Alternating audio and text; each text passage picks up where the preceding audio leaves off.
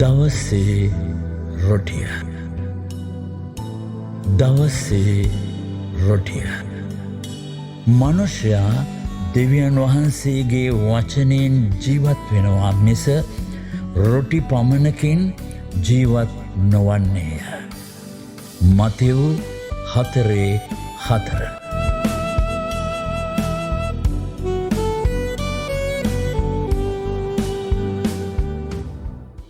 ගැලවීම නැමැති ආරක්ෂා තොප්පිය. ගැලවීම නැමැති ආරක්ෂා තොප්පිය. ක්‍රිස්තියානිකාරයාගේ යුදායුධ කටලේ මීට පෙර මම අවි 4ක් ඔබට විස්තර කළා. අද දවසේ මම කතා කරන්නේ 5 වෙනි අවිය. ඒ තමයි ගැලවීම නැමැති ආරක්ෂා තොප්පිය. දැන් එපිස 6 වෙනි පරිච්ඡේදයේ 17 වෙනි පදයක කියනවා ගැලවීම නැමැති ආරක්ෂා තොප්පිය පැනඳ ගන්න කියලා. එතනදී මොකද මේ ආරක්ෂා තොප්පිය කියන්නේ? අපි ඉංග්‍රීසියෙන් කියනවා helmet of salvation. එතකොට අපිට මේ හිස්වැසුමක් ආරක්ෂා තොප්පියක් අපි පළඳින්නේ ඇයි? අපේ හිස අනතුරෙන් බේරගන්න. අපේ හිස අනතුරෙන් බේරගන්න. එතකොට අපි මේ හිස තුල තමයි තියෙන්නේ අපේ ශරීරයේ තියෙන වැදගත්ම ඉන්ද්‍රිය. වැදගත්ම ඉන්ද්‍රිය කියන්නේ මොළය. එතකොට මේ මොළය තුල තමයි අපි ඒ කියන්නේ මනස, ඒ කියන්නේ සිතුවිලි, අපේ කැමැත්ත, අපේ හැඟීම් ඔක්කොම තීන්දුව කරන්නේ මේ මනස තුල. එතකොට සතුරා කරන ප්‍රධානම පහර දීම කරන්නේ මේ මනස තියෙන කොටසට පහර දීම. ඒ නිසා තමයි මේක ආරක්ෂා තොප්පියකින් වසන්න ඕන කියන්නේ. ඒක හෙල්මට් එකක් එකට දාන්න ඕන කියන්නේ ඇයි? මනස බේරගන්න. මොකද සතුරා අපිට පහර දෙන ප්‍රධානම දේවල් ඒ කියන්නේ සැක පහල කිරීම, බය ඇති කිරීම, කලකිරීම ඇති කිරීම, කනස්සල්ල ඇති කිරීම, මේ සියලු දේවල්ම තුලින් සතුරා පහර දෙන්නේ අපේ මනසට. අපේ මනසට. ඒතර මේ මනසට ඒක බේරගන්න තියෙන දේ මොකද්ද? ආරක්ෂා තොප්පිය. ආරක්ෂා තොප්පිය කිව්වේ මොකටද? පවුල්තුමා මේ එපිසේ හිස්වැසුම. ඒ කියන්නේ එකකින් අදහස් කළේ මොකද්ද? ගැලවීම. ගැලවීම තිබුණොත් විතරයි අපිට මේ සතුරාගේ ප්‍රහාර වලින් බේරෙන්න පුළුවන් වෙන්නේ. අපි ගැලවීම ලබා ගත්තොත් විතරයි. මේ ගැලවීම කිව්වේ මොකද්ද? මේ ගැලවීම කිව්වේ මේක අපි දන්නවා අපිව පාපයෙන් ගලව ගත්තා. නමුත් මේක විස්තර කරනවා කොලොස්සි පොතේ 2 වෙනි පරිච්ඡේදයේ 2 වෙනි වගන්තියේ සිට. එතන කියනවා ඒ වනාහි ඔවුන් ප්‍රේමයේ සම්බන්ධ වී තේරුම් ගැනීමේ සම්පූර්ණ සහතිකය නැමැති සියලු සම්පත භුක්ති විඳිමින් ඔවුන්ගේ සිත් සනසනු ලබන පිණිසත් දෙවියන් වහන්සේගේ රහස වන ක්‍රිස්තුස් වහන්සේ දැනගන්නා පිණිසත්ය. ඒ තනන් වහන්සේ තුර ප්‍රඥාවේ දැනගැන්මේ සියලු වස්තු නිදාන කර ඇත්තේමය. අපි මොකද්ද ගැලවීම කියන්නේ? මනං ගැලවීම කියන්නේ දෙවියන් වහන්සේගේ රහස දැනගැනීම. මොකද දෙවියන් වහන්සේගේ රහස? ඒ මිස්ට්‍රි එක මොකද්ද? යේසුස් වහන්සේ. යේසුස් වහන්සේ දැනගත්තාම තමයි එතන කියන ඒ තනන් වහන්සේ තුල ප්‍රඥාවේ දැනගැත්මේ සියලු වස්තු නිදාන කරත්. ලෝකයේ තියෙන ලොකුම ප්‍රඥාව සියලු දැනගැන්ම තියෙන යේසුස් වහන්සේ තුල. ඒතර යේසුස් වහන්සේ දැන ගැනීම තමයි අපි ගැලවීම තුලින් ලබා ගන්න. ගැලවීම තුලින් ඒකෙන් විතරයි අපිට සතුරාගෙන් වෙන සියලු ආකාර ප්‍රහාරයන් වලට, සියලු පහර දීම් වලින් අපිට බේරෙන්න පුළුවන් යේසුස් වහන්සේව දැන ගැනීම තුල. ඒක තමයි ගැලවීම කියන්නේ. ඒක තමයි ගැලවීම. ගැලවීම කියන්නේ එක්තරා දවසක වෙච්ච එක සිදුවීමක් නෙමෙයි. ගැලවීමේ අපි අන්න අපි මේ දවසේ මේ වර්ෂයේ අපි ගැලවීම ලැබුව කෙනා. ඒක නෙමෙයි. ඒක එක සිද්ධියක්. නමුත් අපිට කියන්නේ බයිබලයේ අවසානයේ දෙක් මාර්ක් 13:13 කියනවා අන්තිමයේ දෙක් ස්ථිරව සිටින්නා ගලවනු ලබන්නේ. අවසානයේ දෙක් ස්ථිරව සිටීම තමයි ගැලවීම කියන්නේ. ඒ ස්ථිරව සිටින්න නම් යේසුස් වහන්සේව දැනගන්න ඕන. යේසුස් වහන්සේ සම්පූර්ණයෙන්ම දැනවන. ඒ දෙවියන් වහන්සේගේ රහස, දෙවියන් වහන්සේගේ රහස කිව්වේ කවුද? යේසුස් වහන්සේ. ඒතර යේසුස් වහන්සේව දැන ගැනීම තමයි අපිට තියෙන රැකවරණය. අපේ මනස, අපේ සිතුවිලි ඔක්කොම මේ ගබඩා වෙලා තිබෙන තැන ආරක්ෂා කරලා තියෙන්නේ දෙවියන් වහන්සේගේ ගැලවීමෙන්. ඒ ගැලවීම ලත් මනුෂ්‍යයාට බය වෙන්න දෙයක් නෑ සතුරාගේ සියලුම ප්‍රහාරයන් උදිරේ. මොකද ඒ හිස් වැසුම තියෙන නිසා ගැලවීම නැමැති හිස් වැසුම ඒ ආරක්ෂා තොප්පිය තිබෙන නිසා අපිට බය වෙන්න දෙයක් නෑ. ඔබ දන්නවද මේ මනසයි අපි ඇදහිල්ල ඇති වෙන හදවතයි අතර තියෙන්නේ අඟල් කීපයක දුර. අඟල් කීපයක දුර මොළයයි හදවතයි අතර. අඟල් කීපය. හැබැයි ඒක තමයි ලෝකයේ තියෙන ලොකුම දුර. කිලෝමීටර් ගාණක් දුරයි ඒ දුර. ඇයි ඒ?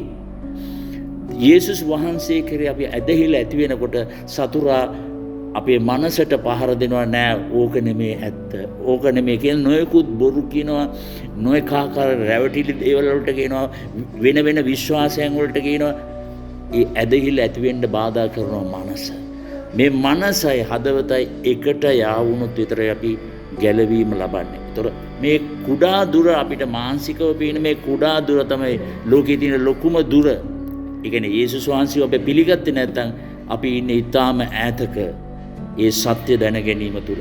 ඒ නිසා තමයි අපිට මේ ආරක්ෂා තොප්පිය වැදගත් වෙන්නේ. ආරක්ෂා තොප්පිය වැදගත් වෙන්නේ. මතෙව් සුභාරංචියේ 10 වෙනි පරිච්ඡේදයේ 28 මෙන්න මෙහෙම කියනවා.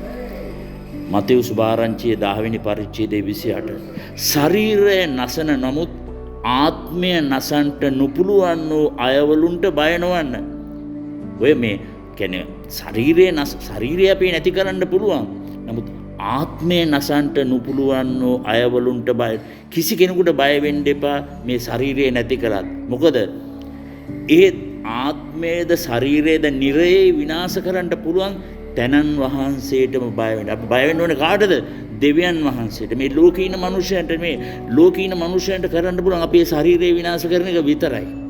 නමුත් අපි බය වෙන්න ඕනේ දෙවියන් වහන්සේට. දෙවියන් වහන්සේට ශරීරයත් විනාශ කරන්න පුළුවන්, ආත්මයත් මේ දෙකම නිරයට දාන්න පුළුවන්. අපි බය වෙන්න ඕන දෙවියන් වහන්සේට. ඒ දේව ගරුබය අපිට තියෙන්න ඕන මේ ලෝකේ ඉන්න මිනිස්සු ගැන බය වෙන්න එක නෙමෙයි.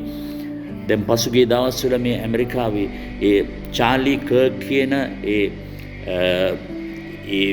ඉවෙන්ජලිස්ට් වරයාට වෙඩි තිබ්බා. ඌ මැරුවා. ඒ සතුරා හිතුවා ඒක තමයි ජයග්‍රහණය කියලා. මොකද උනේ? ඌගේ අවමගුල ඇමරිකාව තුල පිබිදීමක් ඇති කළා. බොහෝ සෙනගක් අද ඇමරිකාව තුල ඒ මරණයත් එක්ක ඇවිල්ලා තියෙන දෙවියන් වහන්සේට. ඒතර සතුරාගේ දේවල් විප්‍රහාරයන් වලට අපි බය වෙන්න එපා. අපි බය වෙන්න ඕනේ ශරීරයේද ආත්මයේද නසන්න පුළුවන් දෙවියන් වහන්සේට. ඉතින් අපිට තියෙන්නේ මේ ගැලවීම නැමැති ආරක්ෂා තොප්පිය පැලඳගන්න අපිට සතුරාට බය වෙන්න කිසිම දෙයක් නැහැ. රෝම පොතේ 12 වෙනි පරිච්ඡේදයේ 2 වෙනි පදයේ කියනවා නුඹලා මේ ලෝකයේ ආකාරයට සමාන නොවි දෙවියන් වහන්සේගේ කැමැත්ත එනම් යහපත් වූ පිළිගත යුතු සම්පූර්ණ දේ කුමක්ද කියා දැනගන්නා පිණිස සිත අලුත් කර ගැනීමෙන් අන්‍යාකාර ඇති වෙන. මොකද අපිට කියන්නේ මේ ලෝකයේ විදියට හැසිරෙන්න නෙමෙයි, මේ ලෝකයේ ආකාරයට සමාන වෙන්න නෙමෙයි දෙවියන් වහන්සේගේ කැමැත්ත. එනම් යහපත් වූ පිළිගත යුතු සම්පූර්ණ දේ කුමක්ද කියලා දැනගන්නා පිණිස සිත අලුත් කරගන්න කියන්නේ. අපේ සිතේ තියෙන්නේ මේ මනසේ තියෙන ඔක්කොම අපි ලෝකේ ඉන්න කාලේ එකතු කරපු ගබඩාව මේක අලුත් කරන්න ඕන. renewing the mind කියලා කියන්නේ. ඒ කියන්නේ මේ මනස අලුත් කරගන්න ඕන. අලුත් කර ගැනීමෙන් තමයි අපි අන්‍යාකාරයත්වෝ වෙන්නේ. අන්‍යාකාරයත්වෝ කියන්නේ අපි දෙවියන් වහන්සේ තුල අලුත් මැවිල්ලක් බවට පත් වෙන්නේ. ඒ අන්‍යාකාර වෙන්නේ සිත අලුත් කරගත්තොත්. සිත අලුත් කරගත්තොත්. ඒතර අපිට ඒ සිත අලුත් කරන්න නිරන්තරයෙන්ම අපිට බලපාන දේ තමයි අපි ලබාගත්ත මේ ගැලවීම. මේ ගැලවීම ස්ථිර කරගන්න අවසානයේ තික් ස්ථිරව සිටින්නා ගලවනු ලබන්නේ කිව්වාක්සේ අපි කරන්න තියෙන දෙවියන් වහන්සේගේ අභිරහස, උන්වහන්සේගේ රහස යේසුස් වහන්සේගෙන් ප්‍රකාශ වෙලා තියෙන. අපි උන්වහන්සේ තුල ඉන්නකොට අපි කිසි ලෙසකින්වත් අපි සතුරාට බය වෙන්න ඕනේ නැහැ. සතුරාට කරන්න දෙයක් නැහැ. සතුරා කරන හැම දෙයක්ම ඒක දහස් ගණනෙන් දෙවියන් වහන්සේක අනිත් පැත්තට හරවනවා. සතුරා හිතන තව කෙනෙක්ව මරණ එක ඔහුගේ ජයග්‍රහණයක් කියලා. නමුත් සතුරා මෝඩයි. මොකද සතුරා දන්නේ නැහැ ඒ මරණයෙන් පස්සේ සිදුවන දේ. ඒ අර ඇමරිකාව තුළ දැන් අද මේ වෙන විට සිදුවීමින් තියෙන දේ එය සතුරා හිතුවේ ජයග්‍රහණයක් කියලා. නමුත් අද එය මහත් වූ පිබිදීමක් බවට ඇමරිකාවේ පත් වෙලා තියෙනවා. ඒතර මොකක්ද එකෙන් කියන්නේ? අපිට බය වෙන්න දෙයක් නෑ මේ ශරීරයේ නැසන අය ගැන. අපි බය වෙන්න ඕනේ ශරීරය සහ ආත්මය නිරේ දාන්න පුළුවන් කෙනා ගැන. ඒ දෙවියන් වහන්සේ ගැන. ඒ දේව ගරුබිය ඇතුව අපි සිටින්න ඕනේ. ඒතර අපිට තියෙන ආරක්ෂාව තමයි අපේ මනසට පහර දෙන ඒ සතුරාට විරුද්ධව තියෙන සියලු ප්‍රහාරන් වලට විරුද්ධව තියෙන එකම අවිය තමයි ගැලවීම නැමැති ආරක්ෂා තොප්පිය. ඉතින් අපි නිරන්තරයෙන්ම මේ ගැලවීම තුල සිටින්න ඕන. ගැලවීම තුල කිව්වේ මොකද්ද? යේසුස් වහන්සේව දැන ගැනීම. ඒ යේසුස් වහන්සේව දැන ගැනීම නිරන්තරයෙන්ම අපි සදා කාලයටම අපි පවත්වාගෙන යන්න ඕන. අවසානයේ තෙක් ස්ථිරව සිටින්න ගලවනු ලබන්නේ. ඉතින් අද දවසේ අපිට මේ යුදායුධ කට්ටලේ ඒ පස්වෙනි අවිය තුලින් අපිට කිව්වේ ගැලවීම නැමැති ආරක්ෂා තොප්පිය පැළඳ සිටින්න. අද දවසේ ඔබ වහන්සේ අපිට දුන්න මේ පණිවිඩය ගැන ඔබ වහන්සේට ස්තුති වේවා ස්වාමිනේ. යේසුස් වහන්සේගේ නාමයෙන්. ආමේන්. දවසේ රොටිය. දවසේ රොටිය.